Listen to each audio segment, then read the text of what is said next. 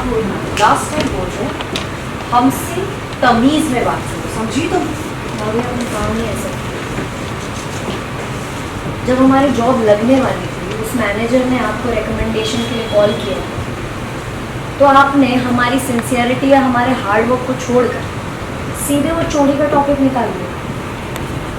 वो चोरी जो हमने की भी नहीं थी, आपके रिश्तेदार ने की। हम झूठ बोल, जीएम है हम। और क्या लगता है तुम्हें, हम नहीं बताते तो एमडी नहीं बताता कि तुम पे चोरी का इल्जाम लगा हुआ है? सिर्फ इल्ज़ाम लगा था वहाँ, और बाद में वो गलत भी साबित हो गया। और पूरा सच बताने की तो ज़रूरत ही आपने नहीं समझी। अच्छा, एक मिनट, आज बात ना हमारे और भाभी के बीच में। क्या चाहती हो? क्या करती? हमने उन्हें बताने की कोशिश करी, पर सिर्फ जॉब क्यों गई उस बात को सुन के उन्होंने फोन डिस्कनेक्ट कर दिया। ये मैं फिजूल की जो बातें हैं की ना, बातें आपके लिए, क्योंकि आपको घर बैठने के लिए ताने नहीं सुनने पड़ते।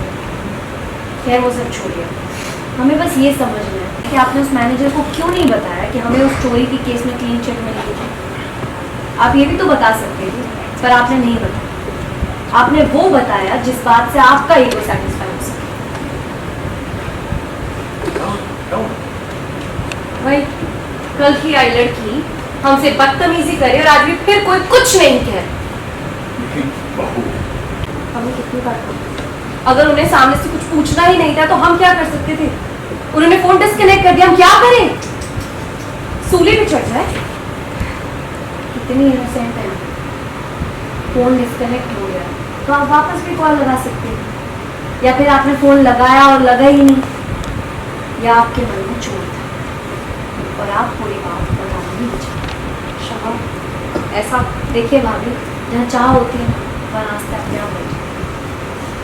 और जहाँ नहीं होती वहाँ खुले दरवाजे भी बंद नजर आते हैं। आप चाहती नहीं थी कि हमारी जॉब लगे। देखा तुमने जगदीश, कल की आई लड़की हमसे बदतमीजी करे और आज फिर से कोई मुझे कुछ नहीं कहे। लेकिन बहू, जब तुम्हें पता था कि वो फोन ईशा बहू की नौकरी के सिलसिले में है, तो फिर तुम्हारा उस बीच में ये चोरी का विषय लाने की क्या आवश्यकता? बाबूजी, हमसे जो पूछा गया हमने वही बताया, और उसके बाद अगर उनको आगे से कुछ सुनना ही नहीं है तो हम क्या? जो भी हुआ गलत हुआ, नहीं होना चाहिए।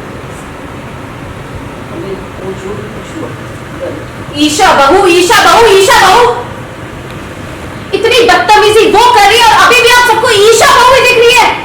वाह, क्या बात है! अरे जी जरा बातों की जलेबी में सबको मत घुमाइए, साफ साफ बोलिए। सच बताकर वो क्या बता रही थी?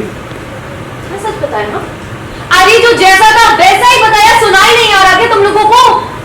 हमसे जो पूछा गया हमने वही बताया, उसके बाद वो क्या करे, सूली चढ़ जाए क्या? इससे बेहतर ये होता कि हम भी ईशा और ओम की तरह ना घर बैठ जाते, यहाँ बैठ के चिल करते। आप लोगों के लिए इतनी मेहनत करके इस घर का बोझ नहीं उठाते ना, तो वही बेहतर होता, क्योंकि उसके अलावा भी हमें सब गालियां सुनने मिलती है। अरे जीएम साहब, कब तक अपने पैसों का आरोप लगाकर सबका गला दबाती रहेंगी आप? कब तक?